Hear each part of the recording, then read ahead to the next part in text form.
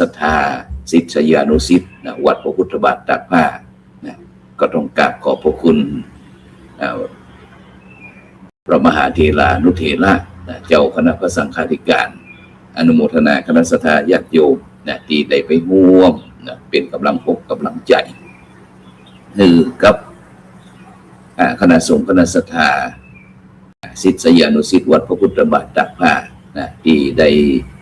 สูญเสียถือว่าเป็นพ่อหลายท่านเป็นบูรพาจารย์หลายตนหลายองค์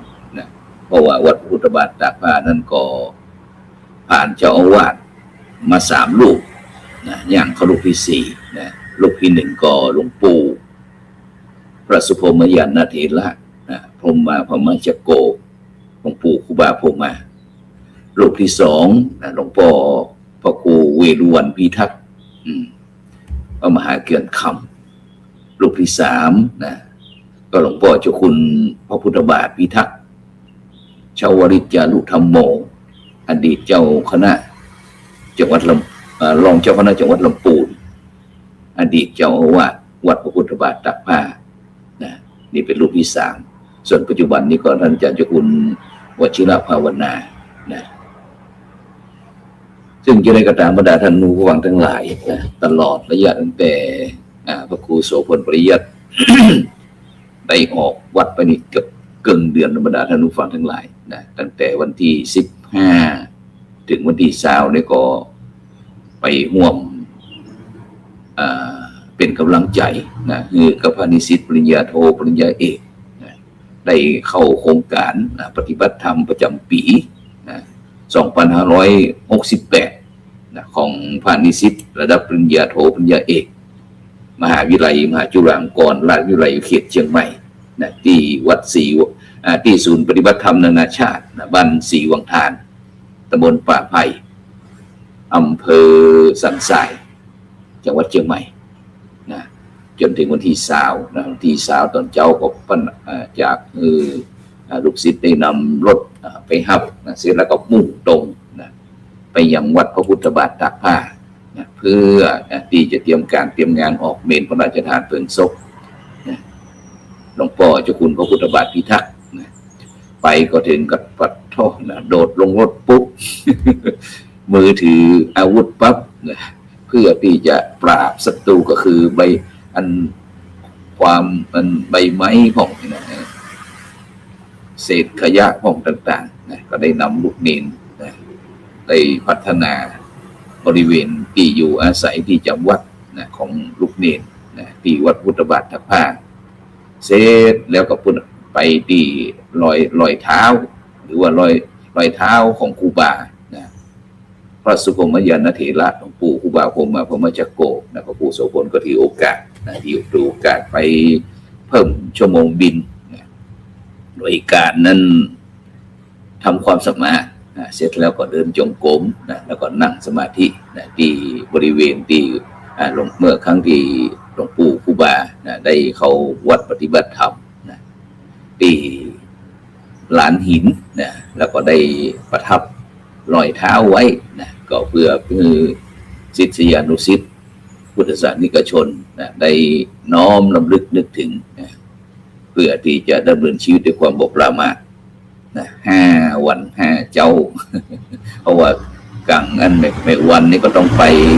เตรียมต้อนรับพระมหาเถรานุเถระศิษย์เก่าศิษย์ใหม่ศิษย์ใหญ่ศิษย์น้อยที่มาร่วมงานแล้วก็ในภาคกลางคืนก็มีการแสดงพระธรรมเทศนาแล้วก็สวดพระอภิธรรมซึ่งก็ได้รับความเมตตาบอกว่าจะเป็นหลวงจากพระมหาเถระบอกว่าจะเป็นหลวงพ่อเจ้าคุณพระราชรัชมุนีรองเจ้าคณะจังหวัดเชียงใหม่เจ้าวัดสันดอกหลวงพ่อเจ้าคุณพระภาวนาธรรมาภิรัตน์เจ้าคณะอำเภอเมืองเชียงใหม่หลวงพ่อเจ้าคุณประเทศสิงหวราจารย์ด็อกเตอร์รองเจ้าคณะจังหวัดเชียงใหม่หลวงพ่อประเทศรัตนนายกเจ้าคณะจังหวัดลำพูนแล้วก็หลวงพ่อพระธรรมวชิรปัญญาจารย์รองเจ้า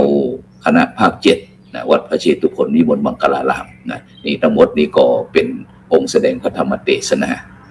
นอกนั้นก็เป็น คณะครูบาอาจารย์พระสวดพระอภิธรรมนะจึงทำนองเมืองทำนองหลวงนะโดยเฉพาะอันได้ถวายการต้อนรับพระเดชคุณหลวงพ่อพระพรหมเสนาบดีนะกรรมการมหาเถรสมาคมนะที่ปรึกษาเจ้าคณะภาค7แล้วก็คณะสงฆ์นะจากประเทศจีนนะก็คือ12ปันนานะ12ปันนาวัดป่าเจนะมหาวิหารนะซึ่งสมัยก่อนนี่ก็จะเป็นพี่น้องไตลื้อนะสมัยก่อนนี่ก็เป็นขึ้นอยู่กับการปกครองประเทศไทยเขานี่สยามประเทศไทยเขานี่แหละนะแต่ในปัจจุบันนี้อยู่ในประเทศจีนแล้วนอกนั้นก็มีคณะครูบาอาจารย์คณะสัตยาญาติโยมจากเชียงตุงห้องเมืองยองห้องนะตั้งประเทศลาวอย่างต่างๆเหล่านี้บรรดาท่านผู้ฟังทั้งหลายนะฉะนั้นก็ขอบคุณนะอนุโมทนาในนามคณะสงฆ์คณะสัตยาศิษยานุศิษย์วัดพระพุทธบาทตากผ้าตำบลบางกอกอำเภอเมืองจังหวัดเจังหวัดลำพูน จะไปเชียงใหม่เพราะว่าได้ยินหลวงพ่อเจ้าคุณพระเดชรัตนนายกเพิ่นบอกว่าล้านนามหานครเมืองหลวงล้านนามหานครระหว่างลำพูนเชียงใหม่นี่นะเป็นว่าเป็นเมืองหลวงก็ทำให้เขาคืบไปด้วยนอกนั้นก็ยังมีศิษยานุศิษย์ที่ภายในต่างๆประเทศแล้วก็ภายในประเทศก็ว่าจะเป็นสวีเดนเป็นเยอรมันอย่างต่างๆบรรดาท่านผู้ฟังทั้งหลายพร้อมถึงคณะครูบาอาจารย์ศิษย์ตั้งแต่สมัยหลวงปู่พระสุพรหมยานเถระหลวงปู่พระครูเวรุวรรณพิทักษ์จนถึงปัจจุบันก็คือหลวงพ่อเจ้าคุณพระพุทธบาทพิทักษ์เนี่ยก็ปากันมาปากันมาร่วมพบปากันนะแล้วก็ได้คุยกันว่าเดี๋ยวสวรรค์เฮาก็จะได้นิมนต์แล้วก็เชิญศิษย์เก่าได้มาสนทนาเหลียวหลังแลหน้าพระพุทธบาทตากผ้านะอดีตปัจจุบันอนาคตนะจะเป็นวันใดก็คอยติดตามกันแล้วกันฉะนั้นก็เฮาท่านทั้งหลายนะรู้ว่าชีวิตนะจะต้องเป็นไปตามจะนี้นะเป็นในฐานะที่เฮาเกิดมาจากหนึ่งนะได้เกิดมาเป็นมนุษย์นะได้เกิดเป็นได้พบพระพุทธศาสนานะคนที่มาดีนั้นเพราะอะไรอย่างที่เฮาท่านทั้งหลายมาดีก็เพราะเฮามีบุญแล้วก็เมื่อมาดีนะเพราะมีบุญแล้วก็ควรที่จะอยู่ดีเมื่อมีคุณเมื่ออยู่ดีมีคุณแล้วก็จะทำให้เฮาเนี่ยไปดีเพราะมีทุนฉะนั้นเนี่ยบรรดาท่านผู้ฟังทั้งหลายหลายท่านหลายคนก็คงจะได้ยินคณะครูบาอาจารย์เขาเป็นประจำว่ามาดีเพราะมีบุญอยู่ดีเพราะมีคุณแล้วจะไปดีเพราะมีทุนอย่างท่านหลวงพ่อเจ้าคุณพระพุทธบาทพิทักษ์เนี่ยบรรดาท่านผู้ฟังทั้งหลายท่านอาจารย์เจ้าคุณเปิ้ลมีสมบัติที่ได้กล่าวก็คือท่านมาดีเพราะมีบุญโดยอำนาจปุพเพกตปุญญาตาโดยอำนาจบุญกุศลก่อนนะที่เป็นห้องว่าบุญนำพาวาสนานำส่งเสริมสนับสนุนท่านได้เกิดมาเป็นมนุษย์แล้วก็พบพระพุทธศาสนาจนแม่ป่วนเลี้ยงจนเป็นจบชั้นป .4 นะก็บวชเป็นสามเณรเนี่ยจะบรรดาท่านผู้ฟังทั้งหลายนะที่ท่านมาดีเพราะมีบุญแล้วก็ท่านก็อยู่ดีอย่างมีคุณโดยอำนาจแห่งการอัตตจริยาอัตตสัมมาปณิธิทำให้ชีวิต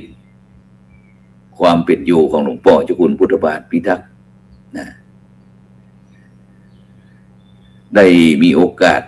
ทำคุณประโยชน์นะต่อชุมชนสังคมประเทศชาติต่อพระพุทธศาสนา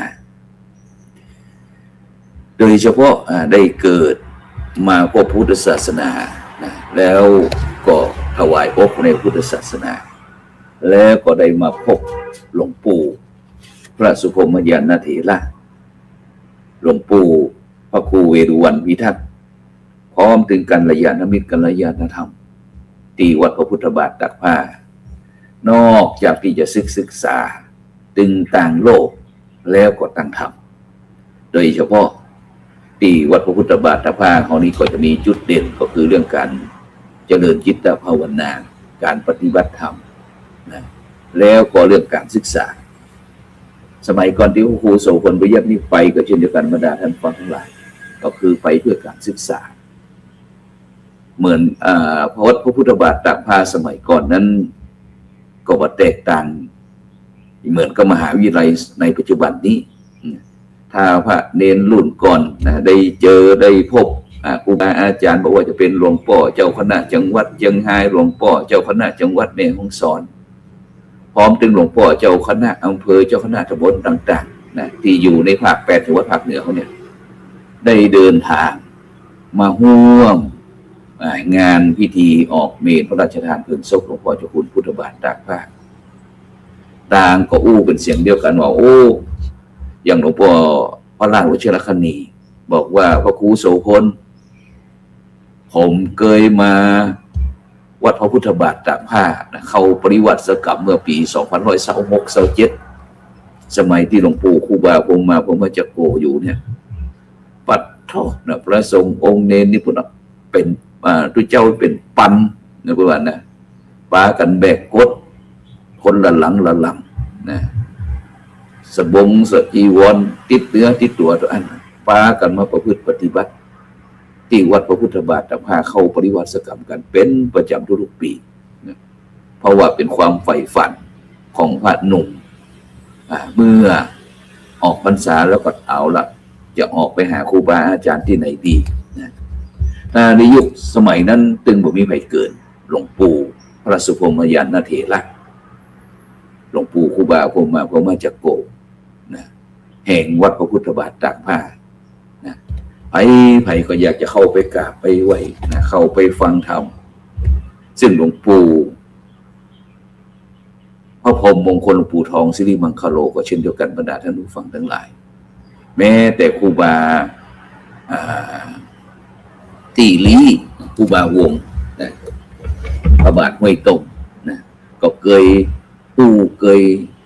เตะมือคณะสัตยาญาติโยมฟังเช่นเดียวกันเพราะฉะนั้นเนี่ยบรรดาท่านผู้ฟังทั้งหลายต้นทุนของชีวิตของคนเขานั้นมันมีอยู่2 ส่วน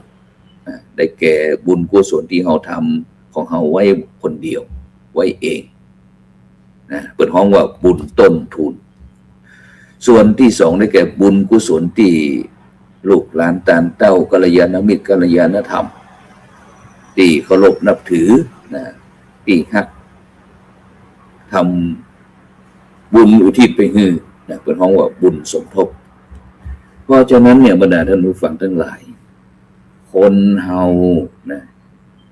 จึงอยู่ดีเพราะเขามีทุนอยู่2 ส่วนตรงกับที่เปิ้นว่าเวลามีชีวิตอยู่ก็ต้องพึ่งดีตนเวลาวายชนก็ต้องพึ่งบุญกุศลของคนที่ฮักอันเนี้ยบรรดาท่านผู้ฟังทั้งหลายเป็นสิ่งที่เฮาท่านทั้งหลายที่ยังมีลมหายใจอยู่ควรจะได้กำหนดเป็นประจำสม่ำเสมอว่าเกิดเป็นคนอย่าได้จนความดี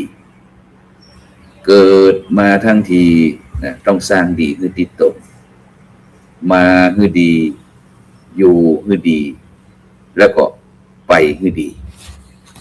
เหมือนก็บอกว่าอันบทก่อนเป็นว่าอันมาคือดีมีธรรมประจำจิตดีจะติดต่อตั้งเมื่อยังอยู่ไปคือดีมีธรรมะเข้าคำจูดีจะอยู่แบ่งภาคเมื่อจากกันเพราะฉะนั้นเนี่ยบรรดาท่านผู้ฟังทั้งหลายนะถึงแม้เฮาท่านทั้งหลายนะจะเข้าใจนะว่าความแก่ความเจ็บความตายความพัดพรากจากกันเนี่ยเป็นสิ่งที่บ่มีนิมิตบ่มีเครื่องหมายบ่มีนิมิตบ่มีเครื่องหมายบอกล่วงหน้าได้นะ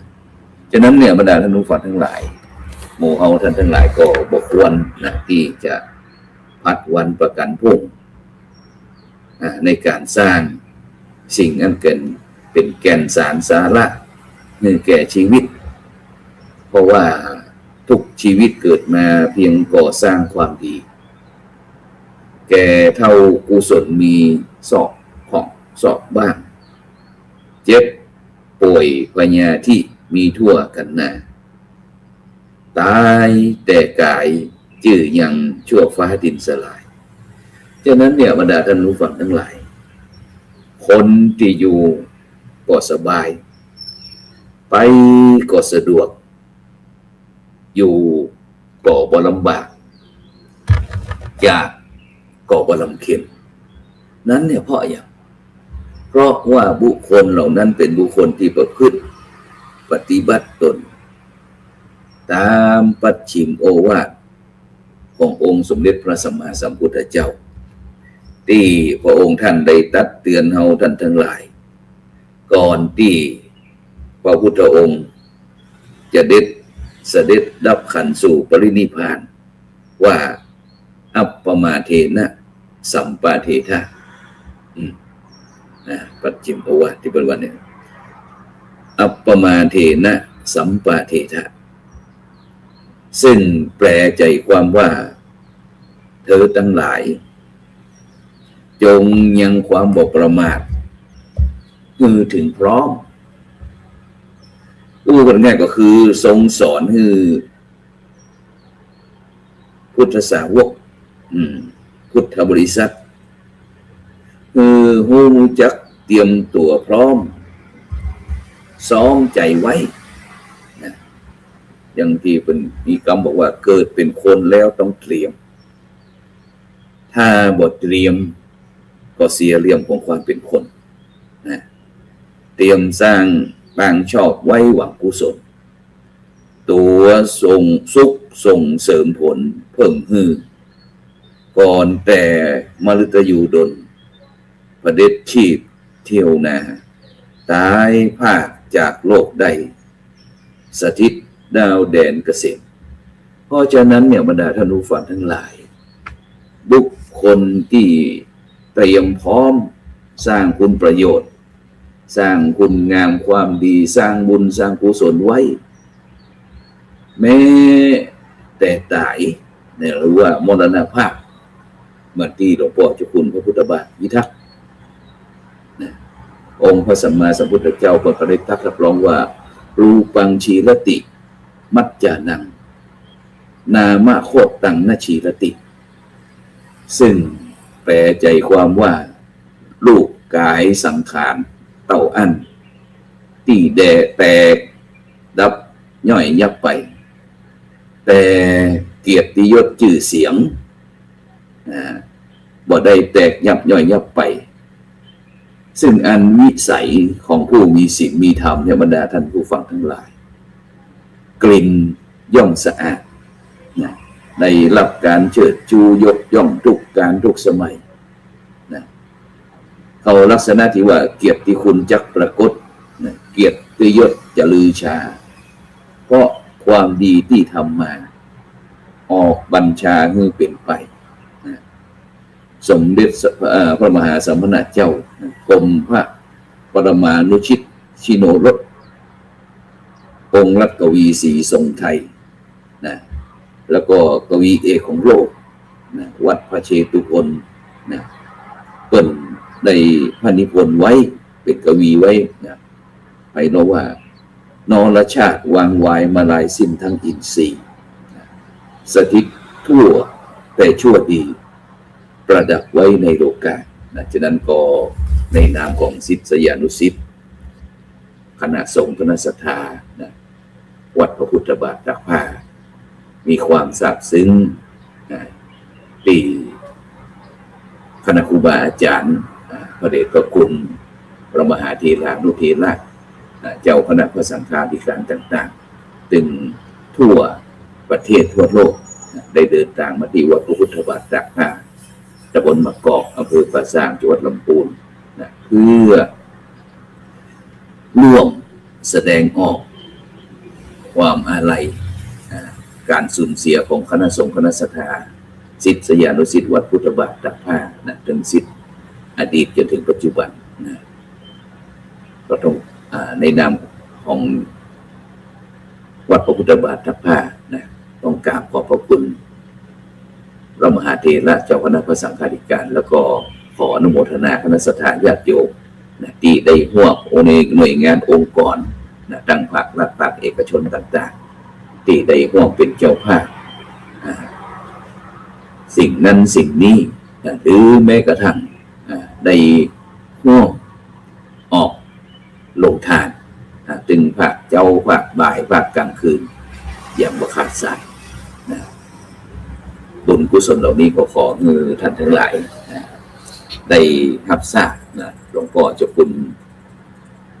อดีตเจ้าวาดทั้ง3 รูปก็คงจะอนุโมทนาต่อสมณสถานและก็มหามุนิสถานทั้งหลายนะได้ดีตลอดไปนะฉะนั้นก็ต้องขอบคุณอนุโมทนาสาธุสาธุมาณโอกาสนี้ด้วยแล้วก็หลังจากเจ้าวันนี้นะหลังจากที่ออกรายการแล้วนะพระครูโสพลปริยัตินะก็จะต้องเดินทางไปที่อำเภอแม่สายนะพร้อมถึงคณะภาคีเครือข่ายต่างๆประมาณ40 กว่าชีวิตนะก็จะเดินทางไปเป็นสมณทูตของเมืองเชียงใหม่ของเขานะบอกว่าจะเป็นตัวแทนตั้งพระวิปัสสนาจารย์หนเหนือนะตั้งพระคีลานุปัฏฐานตึงพระบัณฑิตอาสาตึงพระสอนศีลธรรมในโรงเรียนพร้อมตึงพระปริยัตินิเทศต่างๆนะตั้งศูนย์การเรียนโพธิยาลัยนะพร้อมตึงผู้อำนวยการสถานศึกษานะก็จะเดินทางไปที่เชียงตุงนะเป็นสมณทูตนะจากเมืองเชียงใหม่นะซึ่งเป็นบ้านพี่เมืองน้องก็คงจะได้ไปร่วมสารเสวนานะตามมูลนิธิรุ่นน้ำโขงนะตึงประเทศจีนปีก่อนไปประเทศจีนปีนี้ไปประเทศพม่าที่เชียงตุงนะปีหน้านี่ก็คงจะไปที่ลาวแขวงบ่อแก้วนะแล้วก็ทางภายในประเทศฮอดด้วยนะเพื่อที่จะสื่อสารและเปลี่ยนเรียนรู้ในการที่จะพัฒนาคณะสงฆ์ไทยเฮานะคือในด้านการศึกษาของพระหนุ่มเด่นน้อยนะต่อไปนะฉะนั้นก็นิมนต์นะครับคณะครูบาอาจารย์ต่างๆที่เป็นพระนักจัดการรายการธรรมะรับอรุณนะครับก็จะมีเจ้าหน้าที่นะครับมีน้องเนนนะครับคอยเป็นเจ้าหน้าที่ในการอำนวยความสะดวกนะครับฉะนั้นก่อนนิมนต์คณะครูบาอาจารย์ได้ปฏิบัติหน้าที่ด้วยนะครับเพราะว่าพระครูโสพลนี่ก็จะต้องเดินทางไปอยู่ที่ต่างประเทศโดยพูดถึงต่างประเทศก็ไปข้ามไปสายนี่บ่ได้นะประมาณสัก4-5 วันนะเสร็จแล้วก็จะกลับมาก็ประมาณวันที่30-31นี่ก็กลับมานะฉะนั้นก่อนในเจ้าวันนี้ก็จะเดินทางสัก9 โมงนี้ก็จะออกที่วัดสวนดอกนะก็จะได้นำสิ่งละอันพันละน้อยนะไปเยี่ยมเยียนเป็นกำลังใจคณะสงฆ์ที่เชียงตุงนะแล้วก็เมืองยองนะเพราะว่าพระพุทธศาสนาเป็นพุทธศาสนาโลกบรรดาท่านผู้ฟังทั้งหลายเป็นศาสนาสากลหัวใจเฉพาะประเทศไทยด้วยบุคคลใดพร้อมนะที่จะยอมรับนับถือพระรัตนตรัยนะก็สามารถที่จะปริยันตนพุทธังสรณังคัจฉามิธัมมังสรณังคัจฉามิสังฆังสรณังคัจฉามิได้นะฉะนั้นก็ในเจ้านี้ก็ต้องขอบคุณอนุโมทนากับบรรดาท่านผู้ฟังทุกท่านนะที่ได้ร่วมด้วยช่วยกันนะได้เป็นกำลังใจนะโดยการกดติดตามกดไลค์กดแชร์นะเพื่อเป็นธรรมทานโดยเฉพาะมูลนิธิ1016เพื่อการกุศลนะท่านอาจารย์เจ้าคุณพระวิสุทธิวัชราภรณ์หรือว่าครูบาขาวนะตะวันนี่ก็ว่ากันที่งานพุทธบาทประพานกันนั่นนี่ก็เป็นสปอนเซอร์หลักในการสนับสนุนปีละเขาประมาณเกือบ 20,000 นะแล้วก็ทุนนิธินะหลวงปู่พระวรีคุณุปมาจารย์ฟูอัตตสิโวอดีตเจ้าอาวาสวัดพระสิงห์วรมหาวิหารอดีตผู้ก่อตั้งโรงเรียนธรรมราชศึกษาอดีตเป็นผู้จัดการนะนี่ก็เป็นทุนนิธิที่สนับสนุนช่องธรรมะเป็นทีมของเรา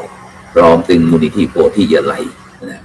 มหาวิทยาลัยมหาจุฬาลงกรณวิทยาลัยเขตเชียงใหม่นะโครงการและพร้อมถึงศูนย์ไกล่เกลี่ยข้อพิพาทภาคประชาชนคณะสงฆ์จังหวัดเชียงใหม่โครงการวัดประชารัฐสร้างสุขโครงการหมู่บ้านรักษาศีล5พร้อมถึงคณะสงฆ์จังหวัดเชียงใหม่ในเมตตาของพระเดชคุณหลวงพ่อพระเทพสิงหาวราจารย์ดร.นะรองเจ้าคณะจังหวัดเชียงใหม่ฝ่ายเผยแผ่ถึงธรรมทูตถึงอบต.ต่างๆนะได้เมตตาสนับสนุนรายการช่องธรรมะเป็นทีมที่อะไรฉะนั้นก่อนในเจ้านี่ก็เวลาหมดเวลานำรายการจากบรรดาท่านผู้ฟังไปก่อนอายุวันโนสุขัง